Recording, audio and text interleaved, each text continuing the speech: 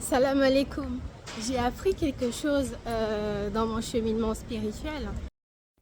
ببركة مولانا محمد فوزي كركري هدس الله سره. Et vous savez, c'est se rendre compte qu'en fait, il y a des choses dans lesquelles il est très difficile vraiment de s'éduquer, de s'auto-éduquer. Parce qu'en fait, c'est difficile pour l'ego, c'est difficile pour la nefs. Et je vous donne un exemple, c'est quand on est sur un chemin et que le passage est étroit. Vous savez qu'il y a quelqu'un qui vient dans le sens inverse du chemin et que c'est deux voies en fait. Il y a souvent plusieurs personnes qui arrivent en même temps et ils te voient venir, ils ne laissent pas le chemin du tout. Ils ne se soucient même pas de ta présence. Donc tu es obligé de patienter. Et quelquefois c'est difficile parce que tu te dis, bah c'est pas pour leurs parents, c'est pas eux qui ont construit le chemin. Au début je le prenais pour du racisme, mais ce n'est pas le cas. C'est vraiment une question d'éducation. Et du coup tu prends sur toi quand tu es dans un cheminement spirituel. Mais quelquefois tu n'en peux plus. Et tu t'arrêtes pour voir en fait. Mais non, ils sont sur le point de te marcher dessus. Ils te bousculent pour vous frapper, mais ils ne laissent pas la route. C'est incroyable. Et quelquefois, c'est dans l'autre sens aussi, dans le même sens, mais il y a quelque chose qui est dans le chemin qui fait que l'un est obligé d'attendre que l'autre passe parce que l'allée s'est rétrécie. Et là aussi, tu es pressé quelquefois et tu prends sur toi vraiment et tu dis ok, j'attends, je laisse passer. Et tu vois la personne tranquille qui marche, n'est pas pressée, n'a rien à faire de ton geste, de ta politesse, de ta courtoisie et qui passe. Et là aussi tu te dis mais la personne peut faire vite au moins.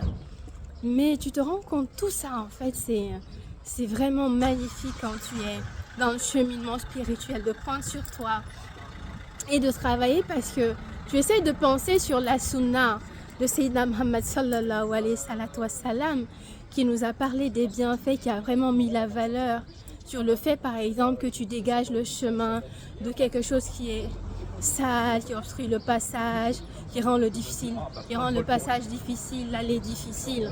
Et il a vraiment mis ça en valeur avec beaucoup de hasanat. Donc tu te dis ok, c'est pareil pour moi aussi. Le fait de laisser le passage, en fait, c'est un geste en fait de grandeur. Mais croyez-moi, c'est difficile. Vous savez, il y a l'éducation qu'on reçoit de nos parents. Alhamdulillah Rabbil Alamina, certains parents comme la mienne, ils m'ont donné une bonne éducation de base. Mais tu te rends compte, c'est jamais suffisant. Jamais parce que l'ego va toujours intervenir à un moment ou l'autre. Et c'est là que tu vois l'importance de la sunna du prophète Muhammad sallallahu alayhi wa sallam. Quand tu essaies de l'appliquer dans ta vie de tous les jours et dans tous tes domaines de vie, tu retrouveras une sunna. Subhanallah. Et cela te permet de d'éteindre davantage et de prendre le dessus en fait sur ton ego et de te dire l'éducation n'est pas facile. Et l'éducation, c'est pour toute la vie en fait. C'est pas une question d'âge, c'est une question de milieu, de temps. Parce que plus on avance, plus le temps aussi évolue avec nous. Et plus les générations qui arrivent encore s'adaptent au temps. Donc ce qui rend en fait les choses encore plus difficiles.